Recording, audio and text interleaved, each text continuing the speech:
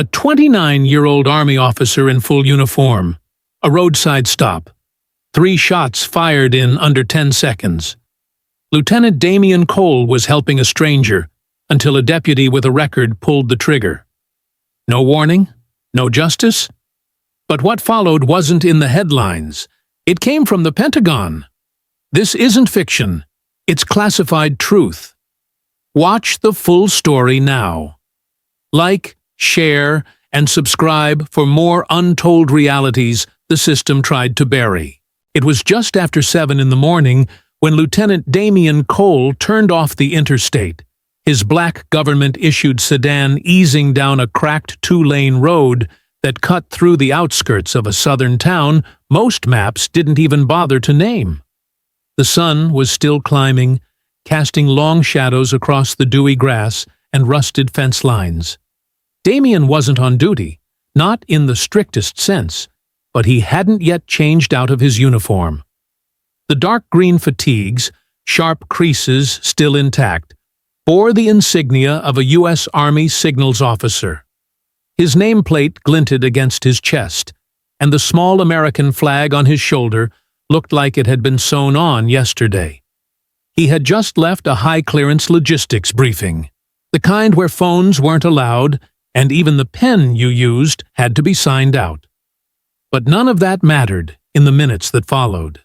The car was easy to spot, a beat-up hatchback listing slightly on one side, front tire completely flat, hood popped. A young woman, maybe 19 or 20, stood beside it, clutching her phone, but clearly out of options. Damien slowed, signaled, and pulled over without hesitation. This wasn't his jurisdiction. This wasn't his responsibility. But Damien had never needed either to do the right thing. He rolled down the passenger window. "You all right, ma'am?" he asked, voice calm, already scanning the surroundings like the soldier he was trained to be. She turned to him, startled, then slightly relieved. I think it's the axle, or the tire. It just dropped. I'll take a look," he said, stepping out of the car. The uniform did its usual work. She didn't ask who he was. She didn't doubt his intent. She simply stepped aside as he knelt by the front wheel, checking the tire, then the undercarriage. Damien's hands moved with a quiet, practiced efficiency. The same way he handled encrypted routers, field radios, or remote gear in hostile terrain. But he wasn't in a war zone. Not yet. Then came the sound. Tires on gravel. Fast. A patrol car crested the hill behind them, engine revving loud enough to startle a flock of birds from the nearby trees. No siren, no call-out, just red and blue lights flashing like a threat, with no explanation. The car swerved toward Damien's government vehicle, cutting it off with inches to spare before skidding to a stop. Dust flared. The young woman jumped back. Damien stood up slowly, hands visible, breathing measured. He already knew what this was. Not a response. A confrontation. Confrontation. The door of the cruiser flung open before the engine had even quieted. Deputy Travis Rourke stepped out. White, broad-shouldered, early 40s. His boots hit the ground like declarations. His belt sagged slightly from overuse. The chewing gum in his mouth cracked like a bone being snapped. He didn't ask what was going on. Didn't check on the woman. Didn't acknowledge the military insignia. He looked at Damien, the way a dog looks at a threat it doesn't understand but still wants to bite. His hand drifted close to his holster. "You want to tell me what the hell you're doing out here, boy?" he barked, already moving forward. Damien didn't flinch. "Helping her. She's got a flat." Rourke's eyes narrowed. His gaze dropped to the nameplate, the army patch, the subdued rank on the collar. "You think wearing that uniform gives you a pass?" "It gives me the right to serve," Damien replied, voice low but firm. "Wrong answer." Rourke stepped closer, now within 10 feet, the distance shrinking as fast as the space for logic. He didn't ask for ID. He didn't ask for paperwork. He didn't radio dispatch for backup or verification. Instead, he sneered, spat the gum to the side, and pulled his weapon with the kind of casual familiarity that couldn't be taught, only repeated. "Back away from the vehicle," Rourke ordered. Damien didn't move. His hands stayed where they were, one palm slightly open, the other still holding the Army ID he'd instinctively pulled from his left pocket. "There's no threat here," he said. "I'm Lieutenant Damien Cole, United States Army. Just helping." But it didn't matter. Rourke didn't see a lieutenant. He saw a black man with authority, and that was the only threat he needed. In a flash, the gun rose, not shaking, not warning, just aiming. The young woman gasped.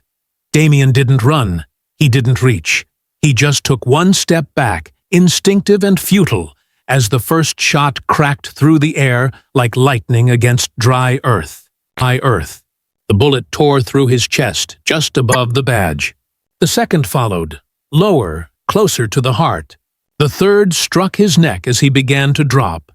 His military ID still gripped in his hand, falling with him like evidence that wouldn't matter. It all happened in under 10 seconds. The woman screamed.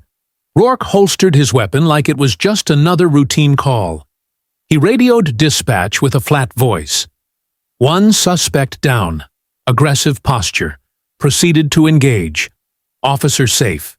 He never mentioned the uniform. He never mentioned the rank. He never mentioned the truth. The dashcam rolled on, lens fogged slightly from heat. It captured the dust, the fall, the stillness. But the audio? Gone. By the time the ambulance arrived nearly 11 minutes later, Damien's pulse was weak, his breathing shallow. He wasn't dead. Not yet. But the decision had already been made. He was placed on a stretcher, dog tags removed, chest wound covered with gauze already soaked red. The medic didn't ask what happened. She wasn't supposed to. The protocol was to move fast, move clean, move silent. Rourke stood nearby, hands on hips, face stone still, as if waiting for someone to pat his shoulder. No one did. And Damien, Lieutenant Damien Cole, lay strapped to a gurney. His Army ID bent beneath his hand, fingers still curled around it like a last act of proof. He had served 12 years, including 3 overseas deployments. He held a top-secret clearance, a medal for classified operations, and a letter of commendation from the Secretary of Defense. But on that road, none of it mattered. Not the ribbons, not the record, not the rank. Because what Travis Rourke saw wasn't a soldier. He saw a target. And he pulled the trigger anyway. The first bullet tore through Lieutenant Damien Cole's chest with such force that his body staggered backward, mid-breath, the shock of impact stealing the air from his lungs before he had the chance to process what was happening. He hadn't moved, hadn't raised his voice, hadn't taken a step forward. His military ID was still in his left hand, held out clearly like an offering, a symbol of identity, of allegiance, of trust in the system that trained him to serve and die with dignity. But there was no dignity here. There was only gravel, gunpowder, and silence. The second shot came less than a second later, hitting just below the first, closer to the heart. It spun him slightly as he tried to stay upright, knees locking out of instinct, discipline, or just the body's desperate refusal to collapse under injustice. Blood bloomed across his uniform like ink spreading through parchment. Dark, unstoppable, permanent. He didn't scream. He didn't reach. He didn't have time.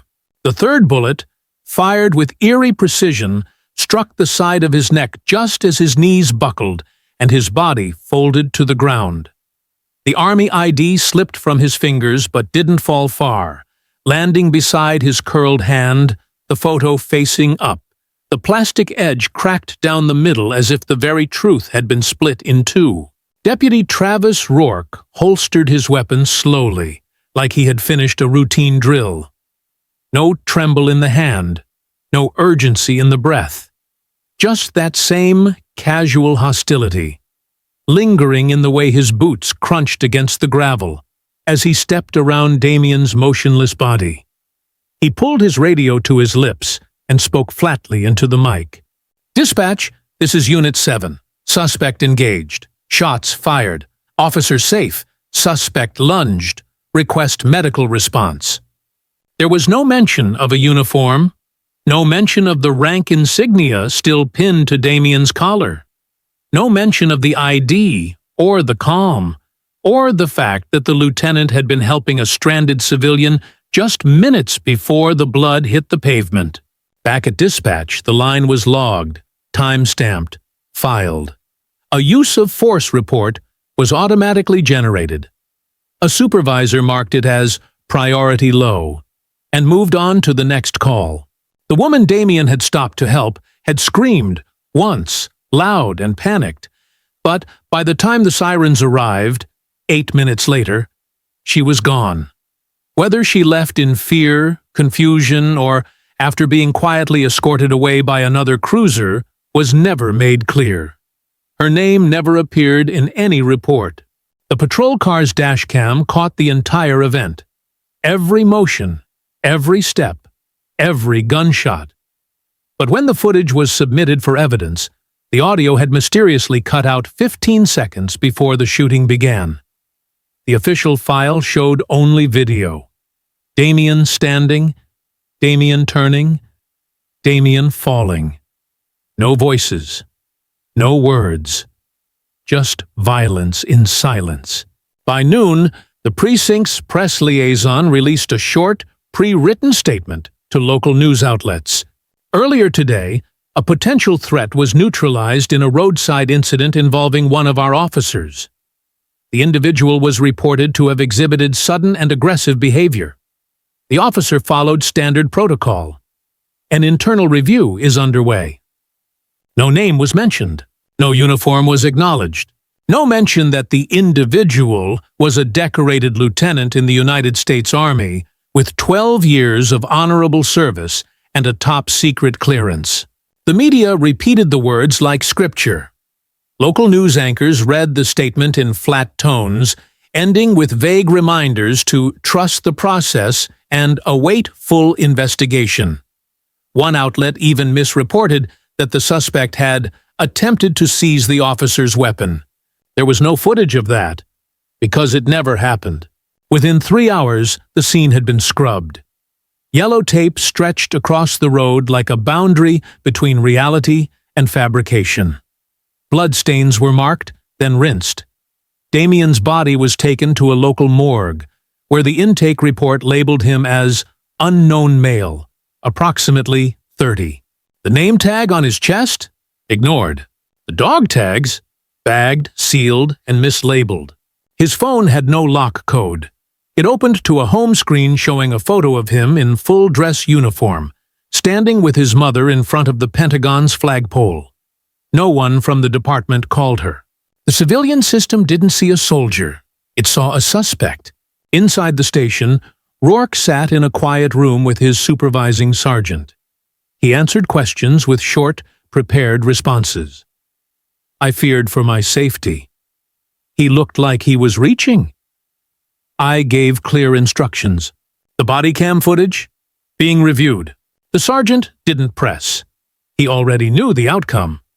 Rourke's prior complaints, 6 in total, all related to aggressive behavior toward black men during traffic stops, were labeled inconclusive or insufficient evidence. One had been dismissed just 3 weeks earlier. By 4 in the afternoon, Rourke was home, still on payroll, still armed. His file marked temporary administrative leave pending review. No media outlets pressed further. No journalists investigated inconsistencies.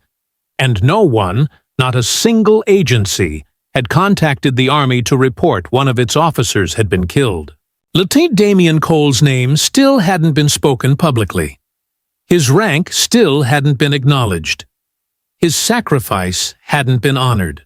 And yet, somewhere deep inside the secure corridors of the Department of Defense, his name had already been entered into a system that didn't rely on press releases, district attorneys, or juries.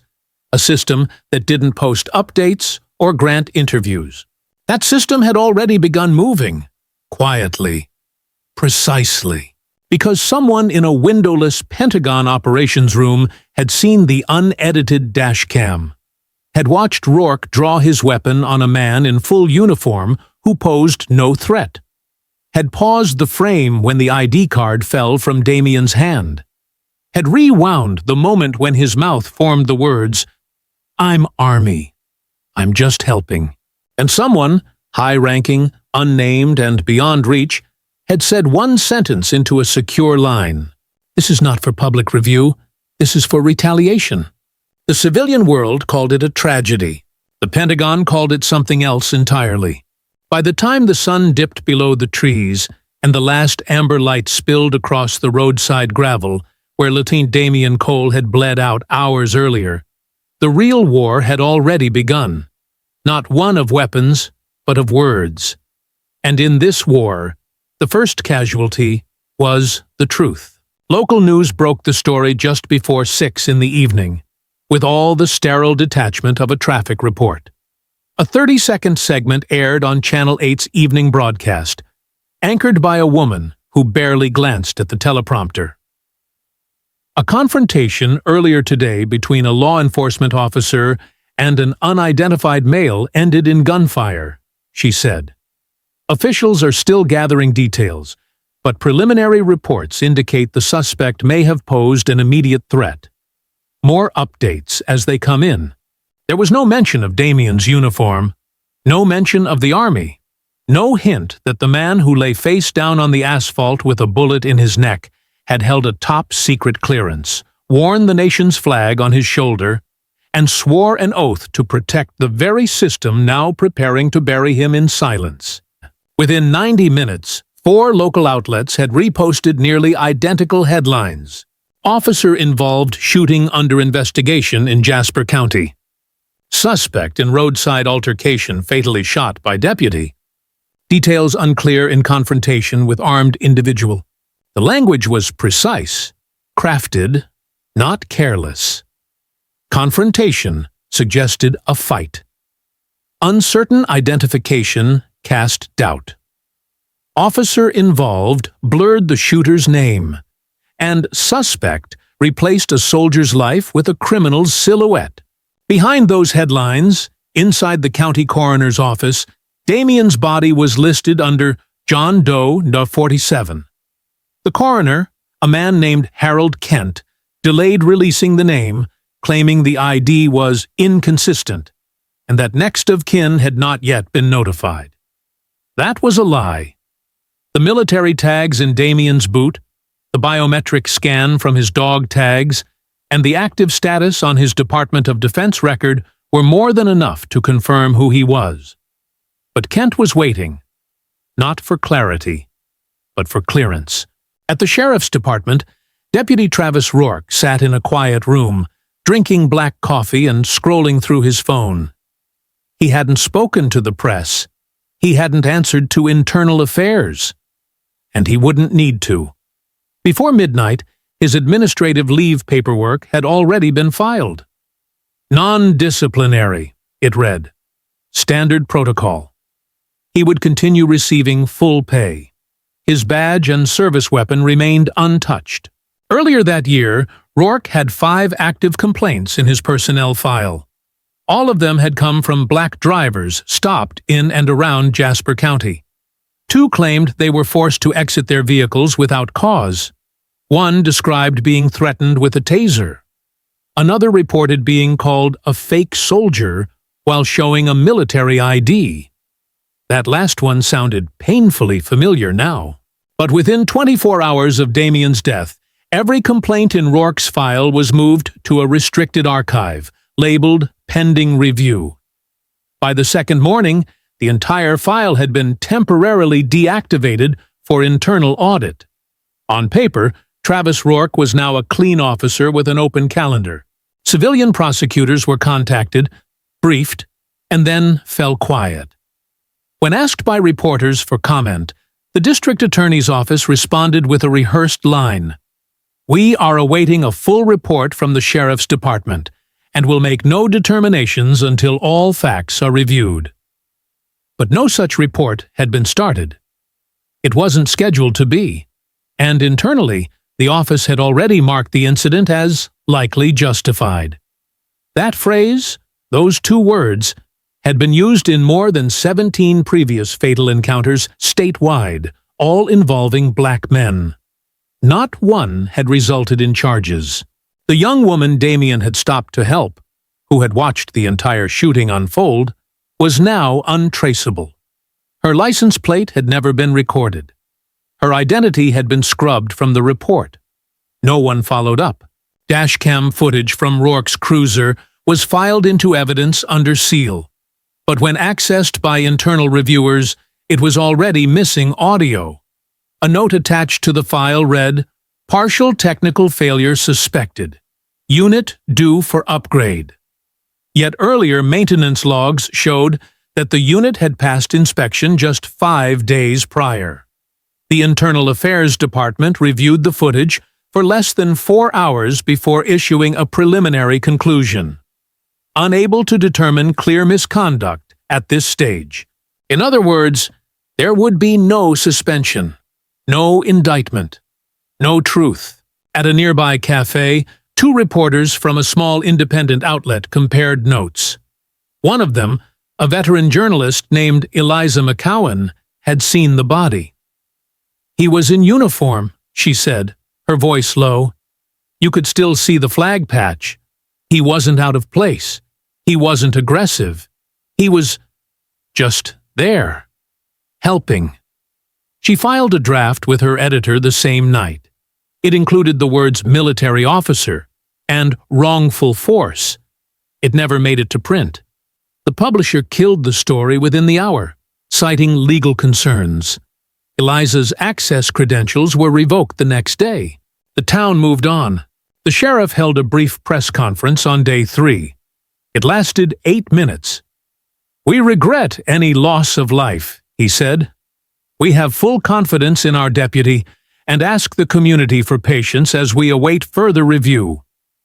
When asked if the suspect was a member of the U.S. military, the sheriff looked directly at the camera and said, "We don't comment on the backgrounds of individuals until the investigation is complete." That line was repeated verbatim on 6 local news stations. Meanwhile, Damien's commanding officer at the Army's Regional Communications Center began making calls. None were answered. No agency admitted to holding the body. No office acknowledged the shooting. It took 5 days, 5 days, for the Army to receive a formal notification of death. By then, the coroner had already signed the certificate. Cause: gunshot wounds resulting from law enforcement encounter. Not murder. Not wrongful death. Just encounter. Damien's mother, retired Staff Sergeant Clara Cole, hadn't heard anything official either. She only found out when a friend forwarded her a news clip and asked if Damien had been in town. Clara called every local agency she could. Every office redirected her. When she finally reached the sheriff's department, she was put on hold for 42 minutes before being disconnected. What happened next did not involve sirens. It didn't involve lawyers, or press statements, or protests in the street. What came instead was silence. Measured, exact, and cold. Because while the county edited footage and rewrote reports, the Pentagon was already watching. And they weren't rewriting anything. They were preparing to respond. The 4th day came, and with it, silence. Deeper than denial. Heavier than any excuse. The kind of silence that doesn't just ignore the truth, but tries to erase it. Somewhere in the soft hum of fluorescent morgue lights and the cold precision of paperwork, Lieutenant Damien Cole had vanished, not just from the world, but from the system that was supposed to defend his life even in death. His body lay in a narrow refrigerated drawer, marked Unidentified Male, mid to late 30s. Age, approximate. Race, not specified. Cause of death, pending further determination. There was no mention of rank, no military affiliation listed. The tags around his neck were sealed in a separate plastic bag, marked personal effects, and placed in a side locker that no one logged. His uniform, blood-stained and folded into itself, was labeled non-standard attire on the intake sheet. The morgue clerk, someone 3 months into the job, didn't question it. She didn't know what an Army signals officer's insignia looked like, nor did she recognize the security badge clipped to the inside of the folded uniform, still faintly glowing with biometric encryption. She followed the paperwork. The paperwork said John Doe, so that's what he became. Back at the Army's Regional Communications Command, just 20 minutes from the site of the shooting, Lieutenant Cole's absence had not yet set off alarms. That's because, on paper, Damien was still alive. His last action was logged at 0600, when he completed a clearance confirmation after his classified briefing. He hadn't yet missed a formal report, and in the military, lateness was rare, but not impossible. People got caught in traffic. People got sick. The system allowed a small window for human delay. But Damien wasn't late. He was gone. It wasn't until the morning of the 5th day, just after 0800, that his commanding officer, Major Renee Thurston, noticed something was off. A mandatory systems check had been issued across all units in the region, a readiness alert drill triggered by a cyber breach simulation. Every officer under her command responded within 20 minutes. Every officer except one. Cole's line was dead. No ping, no trace of device response from his secured phone. The vehicle he'd signed out hadn't moved since 0730, the day of the incident. The GPS data hadn't updated. The base's facial recognition system hadn't recorded his return. Major Thurston didn't panic. Yet. She sent a follow-up request. Then another. She called his desk. No answer. She checked hospital intake databases, ran a badge scan sweep, pulled his last known geolocation, and finally ran the federal tri-track scan, the kind reserved for when a soldier goes off-grid. The system took exactly 4 minutes to return a status. Deceased, unconfirmed. Date of death, July 14th, 7:38 a.m. Source, unmatched entry, Municipal Morgue, Jasper County. There it was. Damien Cole had died 4 days earlier, and no one, not the Army, not the Defense Department, not even his direct command, had been notified. Thurston's hand froze on the mouse. Her next action was not protocol, it was instinct. She dialed his emergency contact. The line rang twice before it picked up. A voice answered, measured, disciplined, sharp around the edges. Sergeant First Class Clara Cole. Who is this? Thurston hesitated. The name hit her chest like a stone. Ma'am, this is Major Renee Thurston, commanding officer for your son, Lieutenant Damien Cole. There was a pause. Then Clara's voice dropped an octave. You're 4 days too late. Clara had already seen the clip. Not the full one, just the blurry 15-second version that had floated through private veteran forums like a rumor no one wanted to believe. No sound. No names. Just a black man in uniform, standing, then falling, then blood. Someone had posted the question beneath it. Anyone recognize this soldier? It had taken Clara 2 seconds to know. The posture, the uniform fit, the calm before the bullet. She had called every office she could, local, state, federal. They passed her from line to line, told her nothing was confirmed, asked her to wait for official contact. No call came. It wasn't until a friend, another retired NCO, sent her a low-resolution news segment that she saw the headline, Man Shot During Roadside Encounter with Deputy, Investigation Ongoing. The report never used the word soldier, never said lieutenant. It described him as a suspicious individual in military-style clothing. She didn't need more than that. The friend hadn't meant to break her. Just to check. Just to be sure. Clara didn't break. She went silent. Military silent. The kind of silence that doesn't mean emptiness. It means control. She opened her old footlocker, pulled out Damien's enlistment papers, his basic training photo, the coin he gave her when he graduated Advanced Signals School. Then she waited. Not for grief, not for justice, for the lie to reach her door. But it never did.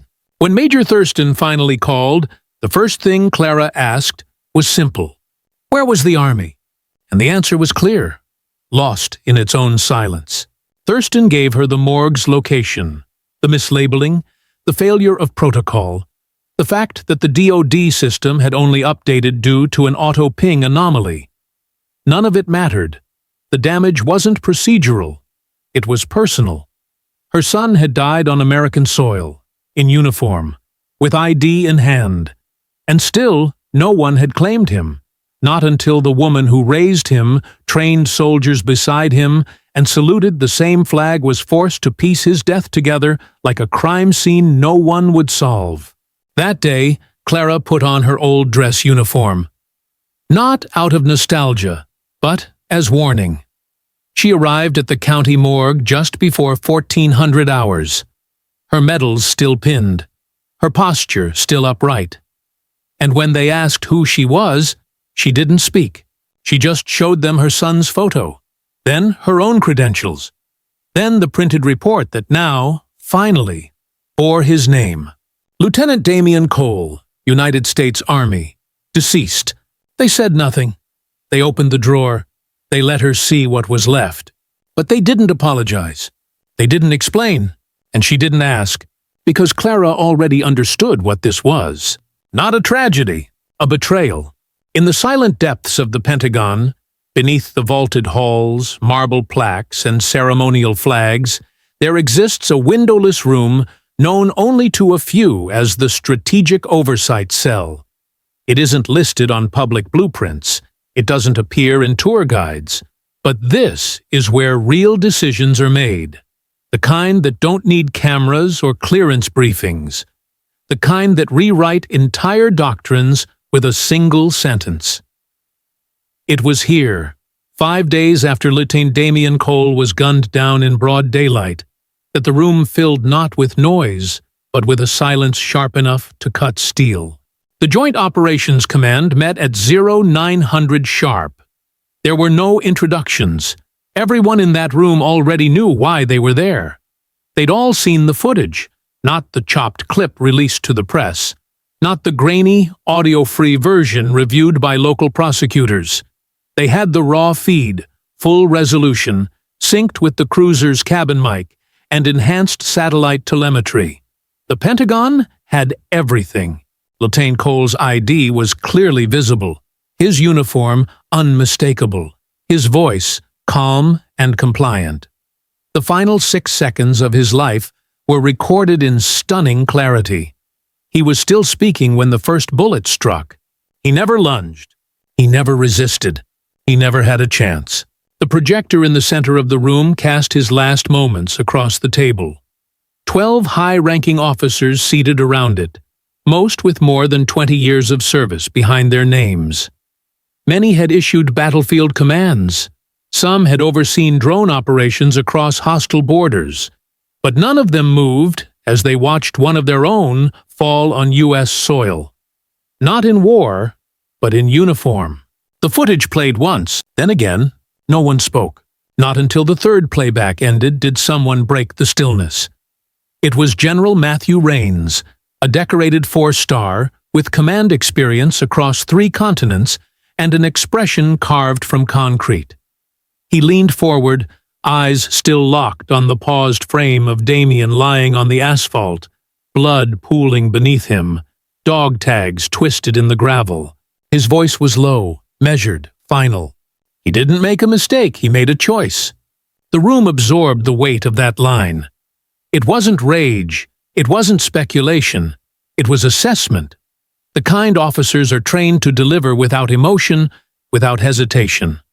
Just facts. A second general, Lieutenant General Calhoun, pushed a folder across the table. Inside was a printed dossier. Deputy Travis Rourke's internal file. The Army had it, even if civilian agencies denied its contents existed. There were 8 complaints on record. 6 for excessive force, 3 for racial profiling, 2 specifically involving military personnel, 1 eerily similar to Cole's. A black reservist stopped for driving suspiciously, held at gunpoint, released without charge, and later told the dashcam malfunctioned. Each complaint had been quietly dismissed. Evidence lost. Witnesses discredited. The local sheriff's department had closed every case with the same phrase: insufficient cause for further action. That phrase had protected Rourke for over a decade. But not anymore. A legal advisor seated in the corner of the room, former JAG, now Special Counsel to Military Justice Review, cleared his throat. "There's no pathway forward in civilian court," he said plainly. "Local prosecution has already stalled. Internal review is nominal. State attorneys won't risk political fallout. If we wait for indictment, we're waiting forever." Silence again. The implication was clear. This wasn't about justice. It was about jurisdiction. Major Renee Thurston, Damien's commanding officer, who had identified his body just 2 days earlier, stood by the wall, still in uniform, a thin folder pressed against her ribs like a shield. Her voice didn't shake, but it landed like gravel sliding off a cliff. "We trained him to follow rules, to trust the chain of command. He did everything right." She paused, looked across the table. "So if that badge let him die, what does ours mean now?" No one answered, but eyes met, hands clenched. And the room began to shift, not in tone, but in temperature. Cold logic gave way to something far more dangerous. Consensus. This wasn't just about Cole anymore. This was about the military itself. About the message being sent to every soldier in every state. That your uniform doesn't protect you from the very nation you swore to defend. If that message went unanswered, it wouldn't just break morale. It would shatter trust. And so they said nothing publicly. No press conference, no social media post, no public statement to counter the vague civilian headlines that used terms like confrontation, uncertain identity, or unfortunate escalation.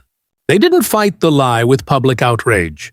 They fought it the way trained operatives do, silently, surgically, and with precision. One senior officer tapped his knuckles lightly on the table. 3 times. That was the cue. In this room, consensus didn't need votes. It needed readiness. A sealed envelope was placed at the center of the table bearing only 2 words. Wartime Protocol. Protocol 7A. It had not been invoked in over 16 years. It authorized internal response to direct threats against active military personnel on domestic soil, in cases where civilian systems had proven incapable or unwilling to act. It was not about revenge. It was about preservation. The legal threshold had been crossed the moment Rourke pulled the trigger and ignored the badge, the uniform, and the life he ended. That action, in the eyes of the Pentagon, was no longer misconduct. It was sabotage, an attack from within. There would be no press leak, no televised arrest, no warrant signed at dawn. Instead, the process would be handled exactly as it had been designed, beneath the surface. In the next 24 hours, Rourke's name would be entered into a system he didn't know existed. His status would shift from civilian law enforcement to domestic threat actor. Not because of politics, not because of race, but because he had proven he could not distinguish between uniform and enemy. And in the world the Pentagon inhabits, that distinction is everything. At 11:28 that night, the sealed order was logged. By 0200 the following morning, an unmarked black SUV had pulled into a side street outside Rourke's home. He never saw it coming, and the Pentagon never looked back. It began at 2:43 in the morning. 71 hours after the Pentagon classified Lieutenant Damien Cole's death as a direct threat to national uniformed integrity. There was no warning, no arrest warrant, No knocking on doors or public announcements.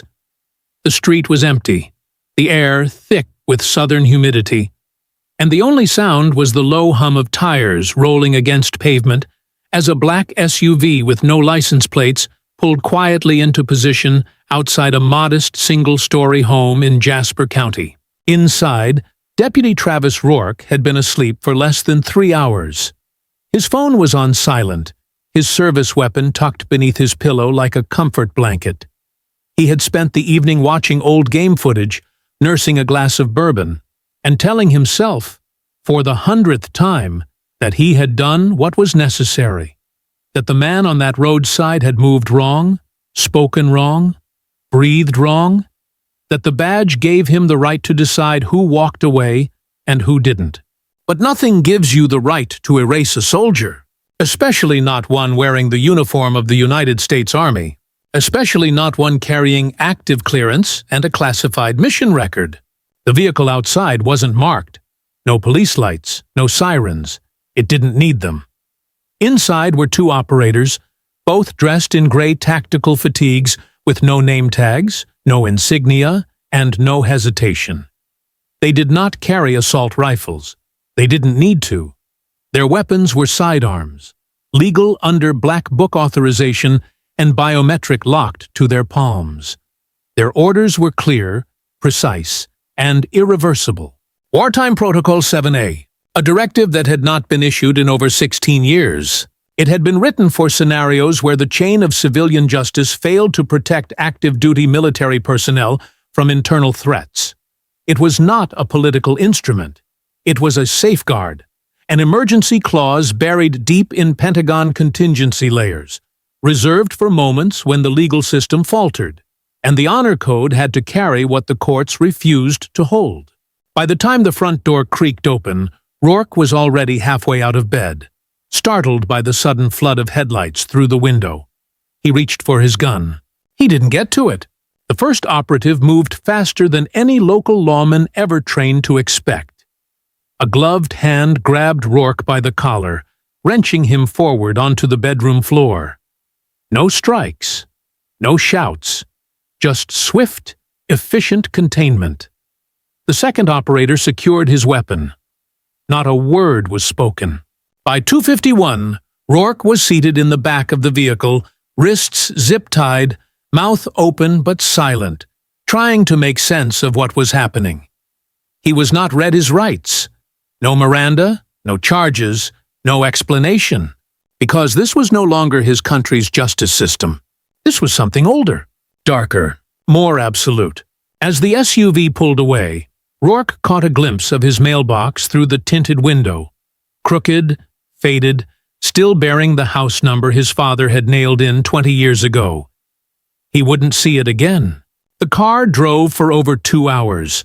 No GPS, no phone signal. Every device he might have used for orientation had been disabled the second the protocol activated. The windows were blacked out, the vehicle's engine barely audible. Rourke tried asking questions. What is this? Where are we going? Do I need a lawyer? No one answered. The silence inside that vehicle felt engineered, like it was designed not just to mute sound, but to choke meaning. They passed gas stations, rest stops, truck depots, all just flashes of light and shadow against the glass. He couldn't tell if they were heading north, south, or into some part of the country that didn't officially exist. At 4:59, the vehicle reached its destination, a federal site so classified it didn't appear on any state jurisdiction map. The entrance was carved into a hillside, concealed beneath layers of overgrowth and retractable concrete shielding. A single surveillance camera blinked to life as the car approached. One scan, one ping.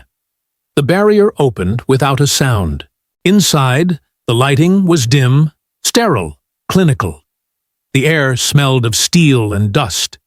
There were no welcome signs, no flags, no glass doors or reception desks, just silence and a long hallway where civilian law did not apply. They led Rourke down that hallway, past observation rooms lined with thick glass, and doors marked only with numbers. He passed a door labeled 7A, but wasn't taken inside. Instead, he was brought to a small chamber. Walls bare, floor concrete, a single steel table bolted to the ground, and one metal chair facing a darkened window. They sat him down. Still no words. Still no charges. Still no name spoken aloud. He sat there for what felt like hours. No clock. No sense of time. Just the hum of distant generators and the weight of silence pressing into his ears. At some point, a tray was slid through a wall slot, water, and a sealed protein bar. He didn't touch them. He knew by now that this wasn't an interrogation. It was containment. Across the compound, a panel of 6 high-ranking officers convened in a room even deeper underground. These were not prosecutors. They were enforcers of a different kind of law, one built on oaths, legacy, and the unshakable belief that the uniform must mean something, or it means nothing at all. Each officer had reviewed the footage.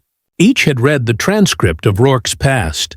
Each had seen the photos of Damien Cole's body, ID in hand, badge still visible, his blood soaking into a uniform that had survived IED blasts and foreign deserts, but not a trigger-happy deputy on American soil.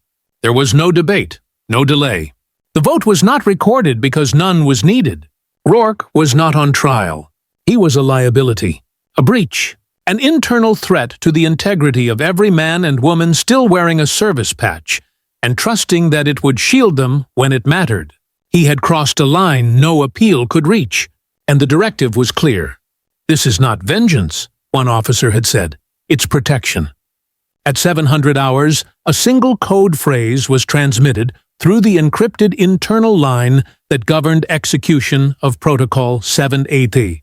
Clearance confirmed. Subject neutralization authorized. The operators knew what to do. The process would be surgical. Silent. Disappearing. Not destroying. There would be no body, no records, no memorials. By 8:15, the room Rourke had sat in was empty. By 9 o'clock, the only thing left was a digital timestamp in a secure military archive, labeled Directive Completed, 7A, Status Resolved. And just like that, Travis Rourke ceased to exist. Not arrested, not convicted, erased. At exactly 2100 hours, deep within a black site no civilian agency could name, 6 senior officers took their seats in a room built to erase ambiguity. The walls were reinforced steel, painted a flat, non-reflective gray.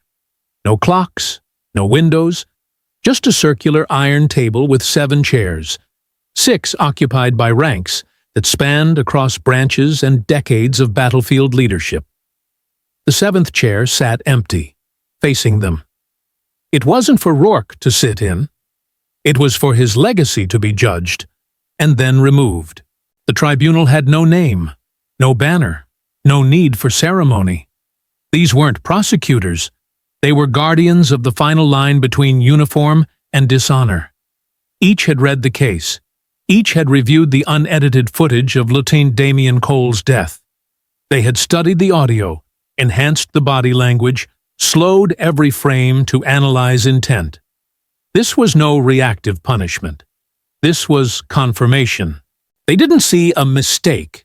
They didn't see an officer startled by circumstance or confused in a moment of stress. They saw the truth.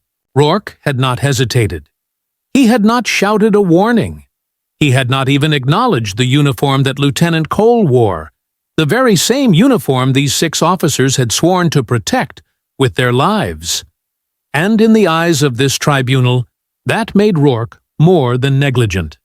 It made him an internal enemy, a threat in plain sight, a man hiding behind the credibility of civilian law enforcement while actively undermining the values of the nation's armed forces. "This wasn't a lapse," said Admiral Leona Serrano, voice low but undeniable. "It was a decision, and one we must answer." No legal jargon was needed, no transcripts, no appeals. Rourke himself was not brought before the tribunal. He wasn't asked to explain, defend, or even apologize. There was no script, no cross-examination, no counsel. His silence, already recorded in hours of observation, was all they needed. The fact that he never asked who Cole was, the fact that he never showed shock, regret, or curiosity in the aftermath. That silence was not neutrality. It was declaration. Major General Whitaker, a combat veteran from 3 wars, spoke without lifting his eyes from the photo in front of him. Damien Cole in full-dress uniform, saluting beneath the flag on base. The problem isn't that he didn't know, it's that he didn't care. No one objected. There were no raised voices, no need to sway opinion, because this room had been designed for exactly this purpose, to act when every other system failed. Civilian courts could stall. Local sheriffs could lie. Elected prosecutors could dodge accountability. But here, within these walls, where justice wore no face for cameras and no name for headlines, there were only 2 outcomes: integrity upheld or obliterated. By 2147, the verdict had been reached. Rourke's actions constitute hostile engagement against uniformed personnel during peacetime. No further process required. That phrase, locked into the tribunal's internal ledger, triggered a final chain of authorization. A biometric key was turned. A signal was relayed to the operator unit on standby. There was no fanfare, no final statement, no theatrics. At exactly 2300 hours, 11 at night, Travis Rourke was removed from his holding cell and escorted into a room lit by a single overhead lamp. It was cold, clean, and stripped of all identifiers. He wasn't shackled. He wasn't blindfolded. He simply walked, shoulders tight, lips pressed shut, as though still clinging to the fantasy that this was a misunderstanding. But it wasn't. No one told him why he was there, because he already knew. There was no last meal, no legal document signed, no rights read aloud. That world had ended the moment he fired 3 rounds into a man carrying an Army ID in one hand and duty in the other. The sentence was carried out by midnight. The method will never be recorded. The location never filed. The body never buried in any official registry. And the database that once listed him as a sheriff's deputy quietly locked his file with the code redacted, non-retention. Back in Jasper County, Rourke's absence was explained away with vague internal memos. Extended leave. Pending reassignment. The local news moved on. No follow-up was ever aired. No journalist ever asked again. His house was quietly sold 6 months later. No open investigation was launched. And yet, in every corner of military communication channels, the silence carried weight. Within hours, the classified internal network lit up with a single update. Directive completed, 7A. Status, resolved. That line was sent to 278 secure recipients across 5 branches. No commentary followed. No questions were asked. Those who received it didn't respond with words. They responded by updating the files, sealing the decision, and reminding themselves why the protocol existed. Because justice delayed is dangerous. But justice denied, especially to one of their own, is war without warning. In a Defense Department archive buried 6 levels below surface access, a 1-page document was filed under encrypted lock. It bore no names, just 3 sentences. Subject identified as hostile to military personnel. Response executed under wartime exemption clause. No civilian record filed, closure achieved by protocol.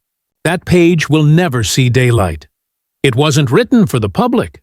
It was written to ensure that the next Damien Cole will not die, wondering if his uniform will protect him on American soil. Somewhere, on that same night, Lieutenant Cole's name was etched into an internal honor wall. Not in gold, not in bronze, but in code, linked to every training module, ethics manual, and security clearance file flagged for officers in active duty. A quiet legacy, undeniable, unforgotten. Rourke's name, meanwhile, no longer exists. He was not mourned. He was not listed. He was deleted. Not because the military wanted revenge, but because the system demanded memory. And some memories must be protected from the rot of silence. At 0700, the morning after the sentence was carried out, a message arrived on a restricted channel used only for high-level military correspondence. It contained no encryption key, no signature block, no classification header, just one line, transmitted in silence, preserved forever in internal memory.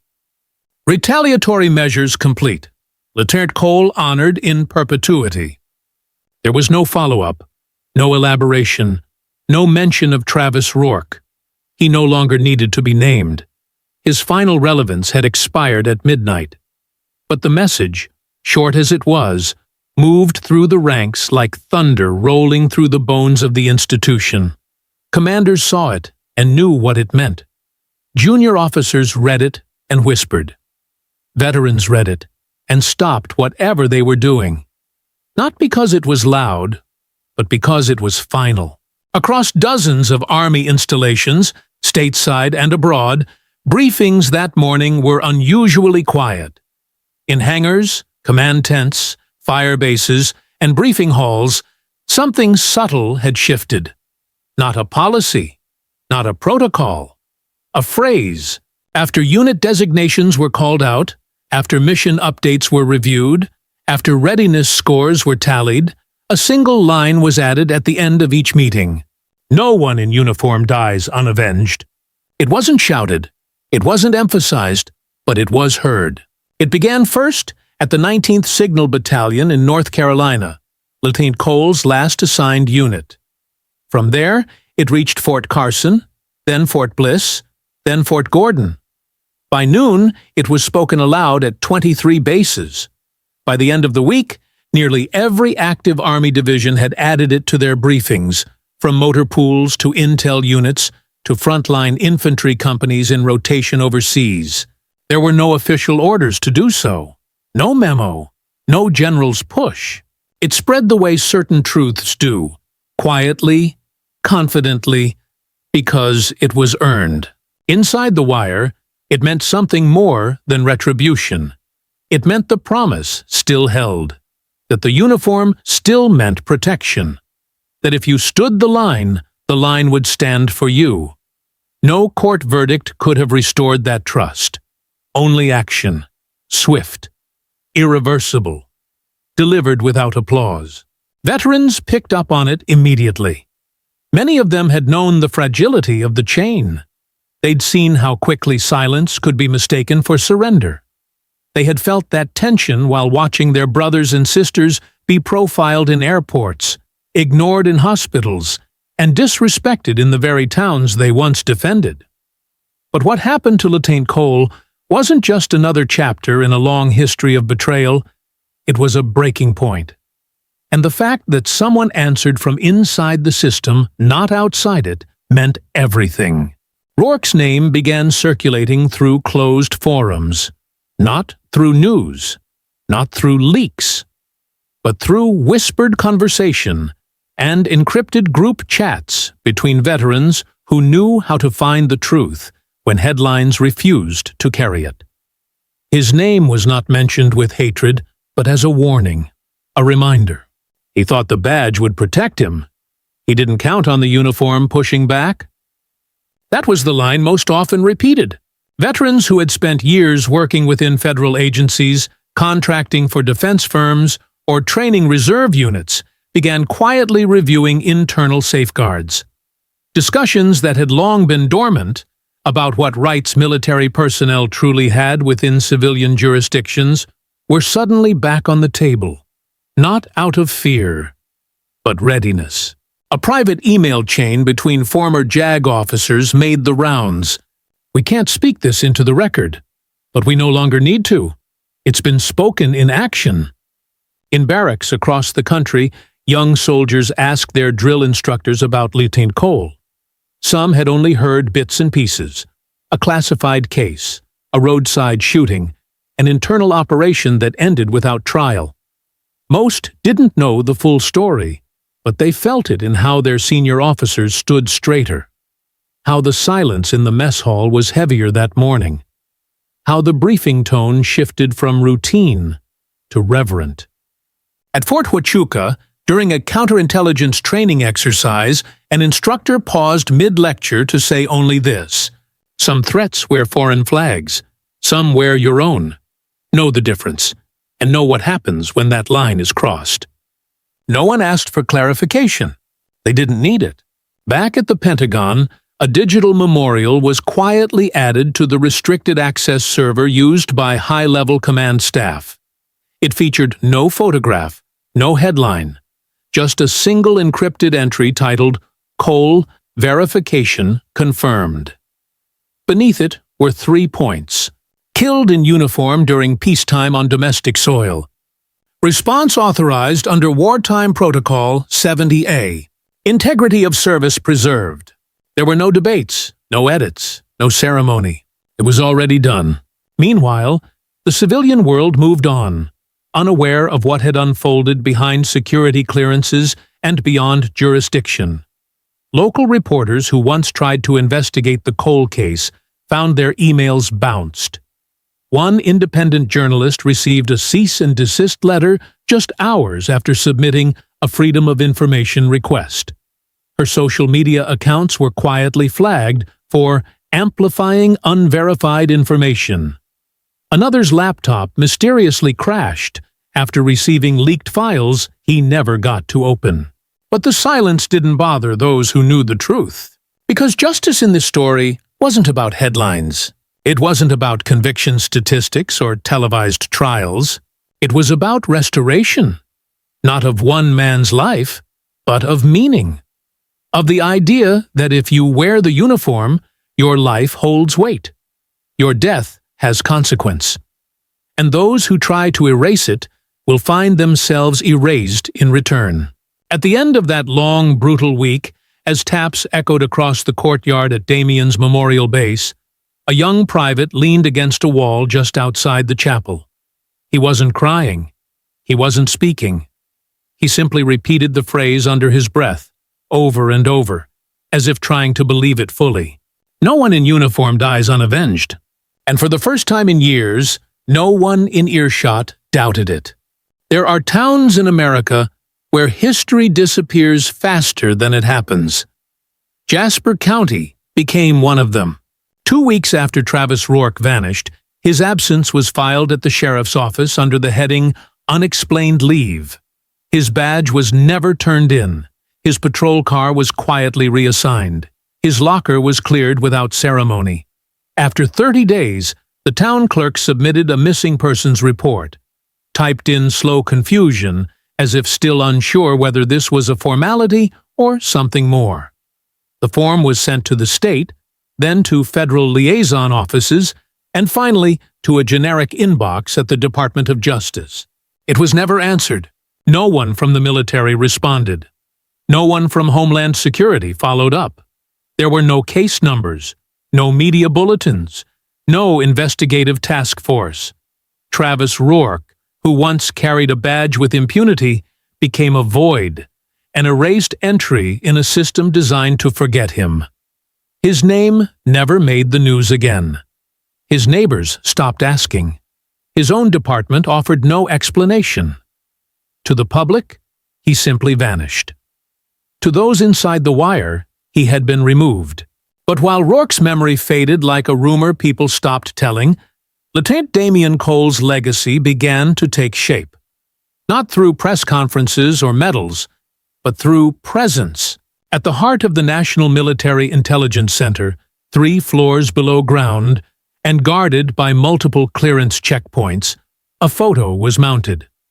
Not in a hallway, not among fallen combatants, but on a wall reserved for internal valor. These were not soldiers lost to war in foreign lands. These were the ones whose deaths tested the very institution itself. Those who reminded the military what it stood for when the world outside forgot. Damien's photo was quiet. He stood at attention, head high, uniform crisp. No weapons, no awards on display, just his right hand over the insignia on his chest, his name beneath it. No rank, no dates. Cole. The placement said everything. You didn't need a speech to understand. You just needed to look. And recruits looked. Each year, on the anniversary of his death, July 14th, new cadets entering advanced intelligence training were brought into that room. Not all of them knew the full story. Some had heard only pieces. Some knew nothing at all. But they stood silently, eyes fixed on the photo, while an instructor told them one line. He died in uniform. We didn't let it go. And that was enough. Across bases, across generations, the name Cole became a reference point, a code, a nod, a grounding presence. Not worshipped, not mythologized, just remembered. At Fort Bragg, a Signal Corps training instructor kept a laminated news clipping in his desk drawer, not from mainstream media, but from a base newsletter that had dared to print a single sentence. A man stood in uniform, then fell. The system stood back up. At Fort Meade, cyber intelligence officers began embedding a new passphrase into drill simulations. Status check, Cole response protocol. It wasn't official, but it wasn't challenged either. Even veterans, those long removed from active duty, kept his story alive in ways more intimate. They didn't post his name on social media. They didn't argue with strangers online. Instead, they carried it in smaller moments. Over coffee, one would nod to another and say, "Still think about him sometimes." And the other would reply, "I know." They didn't let it go. At veteran reunions, his name would surface without context. At job interviews, in security briefings, in conversations between officers who understood what the line truly meant. Not the line between enemies and allies, but the one between silence and complicity. The phrase, "No one in uniform dies unavenged," didn't fade. It evolved. It became doctrine. When new commanders took posts, they recited it. When ethics panels reviewed security conduct, it was quoted. When field reports came in involving suspicious civilian encounters with active military, the question was always asked, what if this becomes another Cole? It became the new threshold. Not fear, but respect. Not revenge, but readiness. Because Damien hadn't been a martyr. He hadn't resisted. He hadn't fought back. He had stood there, uniform on, ID in hand, doing what he was trained to do: serve, help, represent. And he was gunned down anyway. So the institution didn't just respond to his death, it rebuilt around it. At the Defense Language Institute, a quiet entry was added to the Cultural Protocols training. Case study, domestic misidentification of uniformed personnel. Students were instructed to consider how uniform, race, and authority are perceived differently in civilian spaces. The Cole file was locked, but its influence was open. At Quantico, a JAG officer teaching military law reminded every class, "Civilian law hesitates. Ours cannot." That's the point. And somewhere, in the dusty quiet of his mother's home, retired Sergeant First Class Clara Cole stood once a year in front of a folded flag and read aloud the final letter Damien had written her. Not a goodbye letter. Just a note, mailed a week before his death. "Don't worry, Mom. The uniform still means something. I still believe in it." She didn't cry. She didn't post it online. She just read it, then folded it and placed it back in the envelope. Because now, she wasn't the only one who believed it still meant something. In the end, the man who fired the shot was forgotten. The man who stood there, unarmed, unshaken, and betrayed, was remembered, not in loud gestures, but in the quiet permanence of institutional memory. His story wasn't just one of loss. It was a warning and a promise. 400 words won't be enough to carry the full weight of what happened to Lieutenant Damien Cole. But maybe it's enough to remind us what's at stake. He was shot 3 times in less than 10 seconds while wearing his army uniform, offering help to a stranger. He wasn't armed, he wasn't resisting, and yet he died on American soil, in peacetime, at the hands of a man who saw the color of his skin before the stripes on his sleeve. The court system failed him. The media buried the truth. But the institution he served, quietly, deliberately, refused to look away. That matters. Because it means somewhere in this country, someone still believes that a promise made in uniform is a promise that must be kept. For American citizens, the lesson isn't just about justice, it's about vigilance. It's about understanding that silence isn't neutral. It's a position. And when our legal systems stall or excuse, it's up to us to keep asking hard questions, to demand clarity, to refuse easy language like misunderstanding or officer involved. The death of Damien Cole shows us that power unchecked becomes permission, that truth hidden becomes tradition, and that justice delayed often never comes, unless someone steps outside the frame and answers with something irreversible. So, what will we do with that knowledge? Pretend it didn't happen? Wait for another tragedy? Or will we choose to remember, speak, act, and not just when it's trending? If you believe this story matters, then share it. Not next week. Not someday. Now. Because someone out there still thinks the badge always wins. That silence always works. Prove them wrong. Like this video. Share it with someone who doesn't want to hear it. Subscribe to this channel because we don't wait for permission to tell the truth. We bring it to the surface. Raw, real, and impossible to ignore. We owe it to every soldier who stood the line. We owe it to the uniform. And most of all, we owe it to each other. Because next time, it won't be Damien.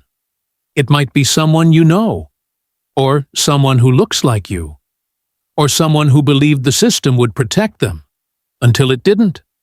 Don't let silence win. Don't let this fade.